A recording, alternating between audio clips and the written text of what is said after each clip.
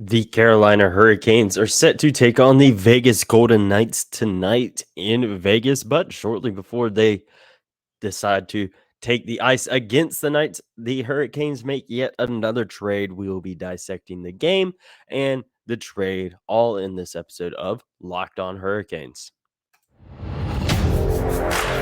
You're Locked On Hurricanes, your daily podcast on the Carolina Hurricanes. Part of the Locked On Podcast Network. Your team every day.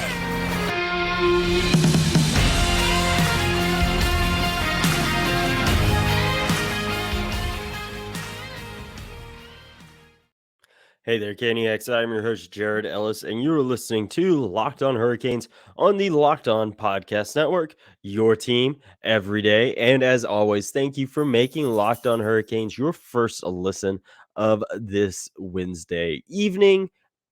Guys, yeah, it's evening. It's Locked On Hurricanes after dark tonight, even though it is not yet dark. It is kind of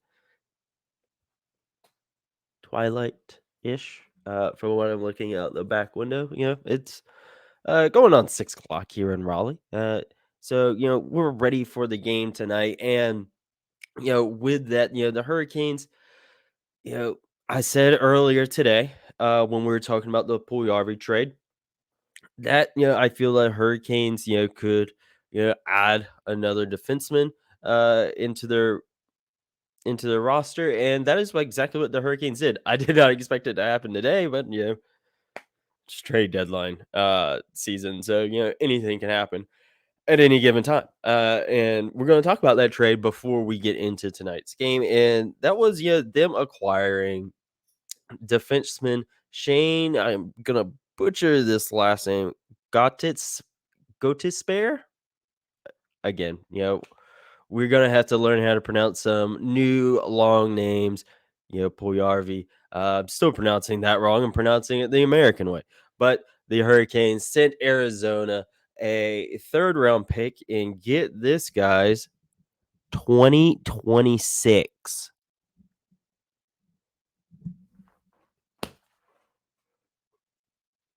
2026.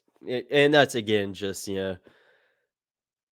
time just like hitting us. We're all kind of in, or a lot of us are in that stage of our like mid 20s. Like the passage of time is like really starting to hit us. 2026 draft pick, good lord. But Shane, he is one of the Coyotes better defensemen. He's on the last year of his contract that he signed in Philadelphia. It was a 6-year 27 million deal. He's on the last year of that. And good value here for the Hurricanes. And he's okay defensively. He's more of an offensive defenseman, which the Hurricanes are looking to bolster their offense a bit. So good on them there and doing that. And I really think that he could potentially be quarterbacking one of the power play units. I think it'd probably be more so the second one is what I'm thinking. And this trade broke just 44 minutes ago is what the Hurricanes article is saying. And this is a move that again, like I said, I felt the Hurricanes were going to add another defenseman, and they should have, and that's what they did. And it's gonna be a very interesting day here in a couple days on Friday, because is he playing tonight? No. I think it's way too close to game time for that. But does he play Friday against Arizona? That's gonna be an interesting one. What they decide to do there. So far, this season, Shane has played in 52 games, 31 points, 10 goals, 21 assists. And again, he's probably going to slot in there on that third pairing. I would imagine he is going to be one to probably be swapping in and out with Calvin DeHaan.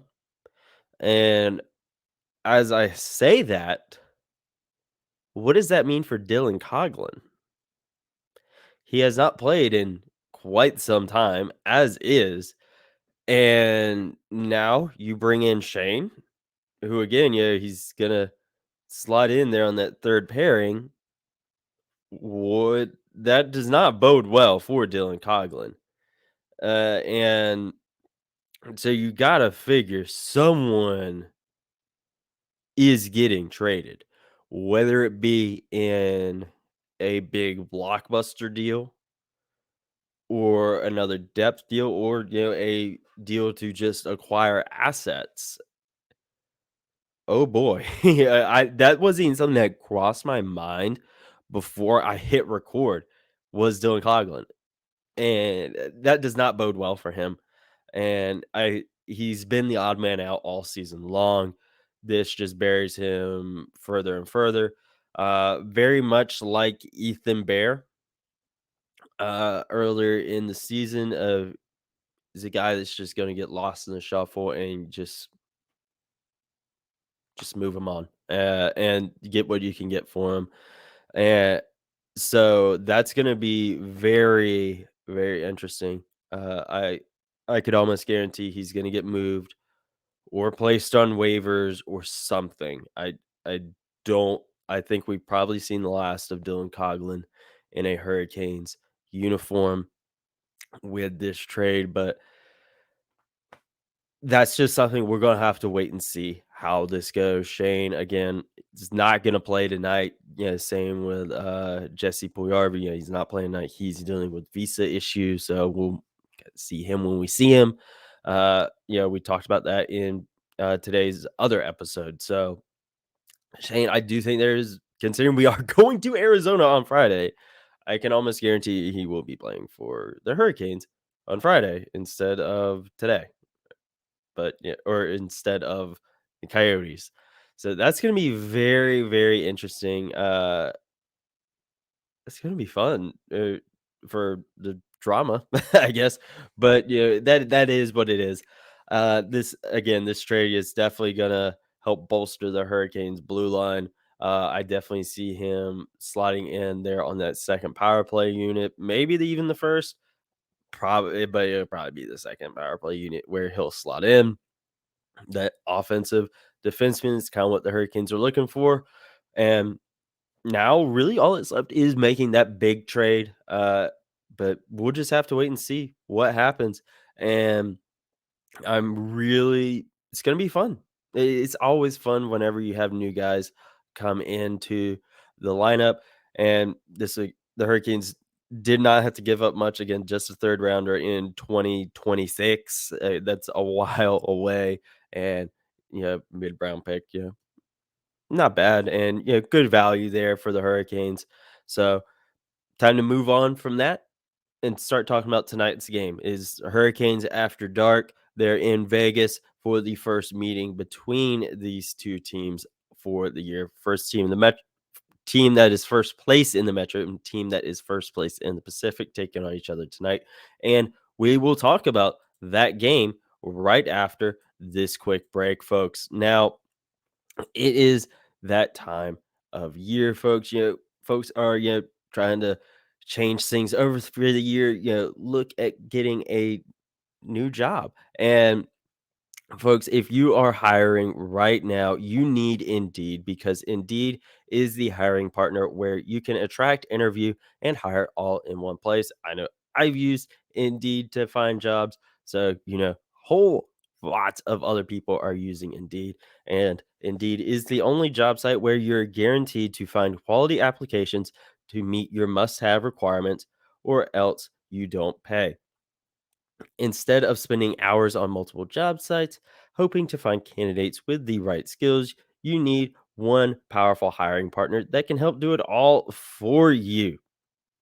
With Indeed partners with you every step of the hiring process, find great talent through time saving tools like Indeed Instant Match, assessments, and virtual interviews.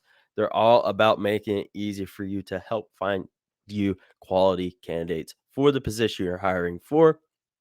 And with Instant Match, as soon as you sponsor a post, you get a short list of quality candidates with resumes on Indeed that match your job description, and you can invite them to apply right away. Don't wait around. Plus, you only pay for quality applications that meet your must have requirements. One, so folks, with Indeed, you got it. They're here to help you out. So right now, starting right now with $75 sponsored job credit to upgrade your job at indeed.com/locked on. Offer valid through March 31st. They're here to help you out. So make sure, again, you go to indeed.com/locked on to claim your $75 credit before March 31st. Indeed.com/locked on. Terms and conditions apply. Need to hire? You need Indeed. Again, I've used Indeed in the past to find a job, and they're here to help you find that quality candidate for you. Now, going into tonight's game against Vegas. Again, like I said before the break, first team in the Metro, first team in the Pacific. This is two heavyweights going at it tonight, and I expect it to be a game that looks like two heavyweights going at it for sure. We did get to hear from Rod Brind'amour before the game earlier this afternoon while we are all either at work taking our pregame naps. Rod Brind'amour spoke to the media, and this is what he had to say. Starting with the task at hand here tonight, what is it that makes Vegas so dangerous as a team? Well, it's kind of all the top teams. They have a certain style of play, and you can identify it. These guys work really hard. They don't beat themselves, and then they don't give you much. So it's like you got to work for everything. They don't give up many opportunities, and I just think it's their work ethic is pretty one of the better ones in the league, and so there's no room, and that makes it hard to play again. Regard to the new acquisition yesterday, what do you know about him so far? Not much. I mean, a couple of the guys know him, obviously. Talked to him briefly. It's almost sometimes better not to know too much about a guy, especially in this situation where he's coming in fresh and we want to give him every opportunity to kind of start over. I know it didn't go very well up, in his last stop, so we're giving him another opportunity.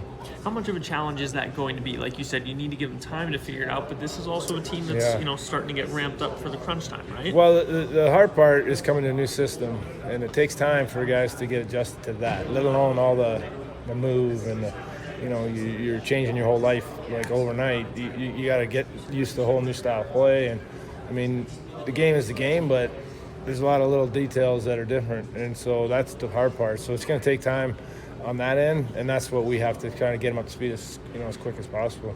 How beneficial is that familiarity with some of the guys already within the locker Well, I room? think it'll be good for him to just lean on some guys, and when you have a familiar face or a friend that you've played with in the past, you're obviously going to gravitate to them, and they can help you out. So I think if you have questions, all those things that maybe you're a little bit new, do you really want to ask because you're not sure, you just go right to your guys. So that should help. In terms of, we know he's working through visa logistics and stuff like that. Have you been made aware of when you might have him available to you? No, I have no idea. No idea. You'll know before I will, I'm sure. All right, that's all I need. Thank you very much. So again, a lot of that talking about the Puljujarvi trade as opposed to tonight's game, but with all of that, like you said, we'll know when we know when it comes to his trade and what we're gonna see there as far as when we're gonna see him suit up on the ice. But in tonight's game against Vegas, not super surprised Rod didn't give a whole lot away. All the headlines right now regarding the Hurricanes is around trades. At the time, whenever Rod spoke to the media, it was all about Puljujarvi. Now it's about Shane.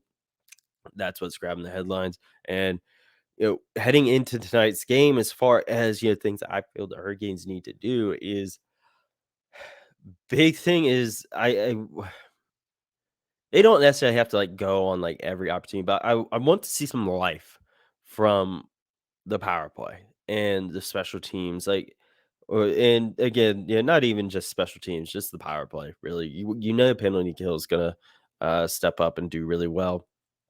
Yeah, that's par for the course at this point. That's what's going to happen. But I really just want to see this power play have some life and do something good.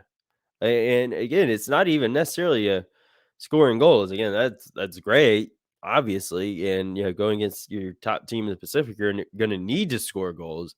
But man, I just want this power play to look lifeful and like they can do something and be a threat. That's the main thing. I just want them to be a threat in this game tonight. That's going to be really big for them. That power play just being a threat, and getting away from that. When it comes to the 5-on-5, your forward lines. You know what you're going to get out of those, and I imagine you're not gonna. Well, we'll preview the lines here in a minute. I haven't looked at them yet, so we're gonna look at those together. So it's I would imagine you're not gonna see a whole heck of a lot changing, probably nothing at all, really and truly. I imagine you're still gonna go with Svechnikov, Aho, Jarvis on that top line. That line has been insanely good, so why would you split that up? And second line, Teravainen, Kotkaniemi, and Natchez.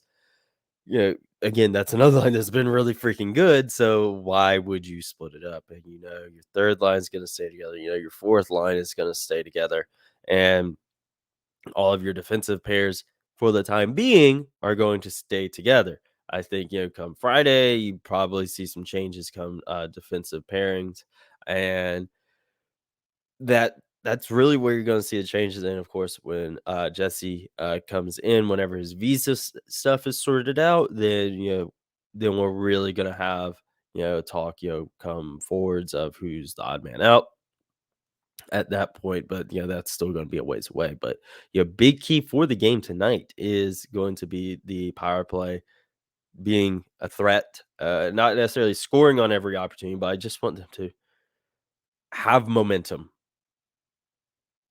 Be a threat and just have some momentum on their side. And then when it comes to 5-on-5 play, we kind of seen it a bit, here in these past couple games. Uh, some dumb penalties. I would like to see those kind of get reeled in a bit. Really saw that in the Ottawa game. It was really bad there. Wasn't as bad as in Anaheim, but really want to see the Hurricanes play a good, clean game and not draw a bunch of penalties, especially ones that are easily preventable as well. Penalties are going to happen, but you really want to minimize those dumb ones and keep it clean and not even clean in like the sense of playing a good clean game, guys, and just like let's not create more work for the penalty killing units. Let's not create more work, for whoever's in goal tonight. Like, let's come on. We're better than that, and I really want to see them kind of let's move past that. That was just a little. That was just a bump in the road, and getting into tonight's game, as far as guys that I want to see specifically uh, continue to have really good games is the same two guys that have been that way in that boat for me for a while, and that is Seth Jarvis and Jesper Kotkaniemi. They seem to really have some momentum behind them. They really kind of turned a bit of a corner for the season, and I want to see that continue tonight. Whether it's scoring goals, getting assists, or just having good all around games. I want to be talking about them tomorrow positively. I want to say, hey, Seth Jarvis, he looked really good out there tonight. He set up, this shot or whatever. Same with Jesper Kotkaniemi. He's been a guy that has really, you know, ramped up some physicality. Guy that has really just put the team on his back, went down, scored a goal, in that Anaheim game 13 seconds after the Ducks went up or extended their lead. Excuse me. I really want to see those guys continue to improve and put the team on their back and get the job done. And of course, anyone that wants to have a good game, I will gladly talk about it tomorrow, whether it's Andrei Sveshkov, Jordan Stahl, Jesper Foss, Paul Stastny, Calvin DeHaan, Brent Burns, whoever. Yeah, I'm always going to be here for guys having good games. Always. And I think we're going to see some guys having some good games tonight. I think, the Hurricanes, following that game against the Ducks, you have 53 shots on goal. You're 9 times out of 10, you should probably be winning that game. That was something Rod said, afterwards, it's a game you normally win when you create those many chances. And, with that, they really should have, because they were creating good chances. A big criticism I've had sometimes with when they have such high shot totals is they're just shooting shoot, not shooting score. It did feel in that game they were choosing shots well. It was Gibson was just that freaking good that night. So I do want them to in this game make sure they're having good shot selection and they're not just shooting to shoot. They're shooting to score. That's going to be big for this game tonight. But we do need to talk about the lineup for tonight as well. I'm excited to see what it looks like. I haven't looked at it yet. You're going to get my live reaction to tonight's lineup again. I don't expect a whole heck of a lot of changes for tonight's lineup, but we're going to look anyway, and we'll dive into that lineup right after this quick.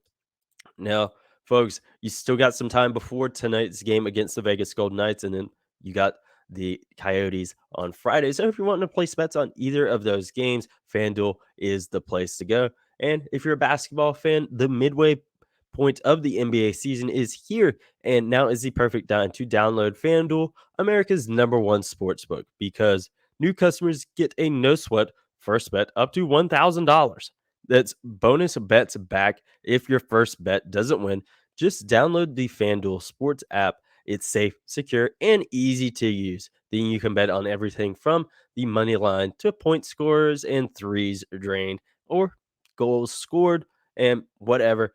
FanDuel has you covered. Plus, FanDuel even lets you combine your bets for a chance at a bigger payout with same game parlay. So don't miss the chance to get your no sweat first bet up to $1,000 when you go to fanduel.com/locked on. That's fanduel.com/locked on to learn more. Make every moment more with FanDuel, official sports betting partner of the NBA.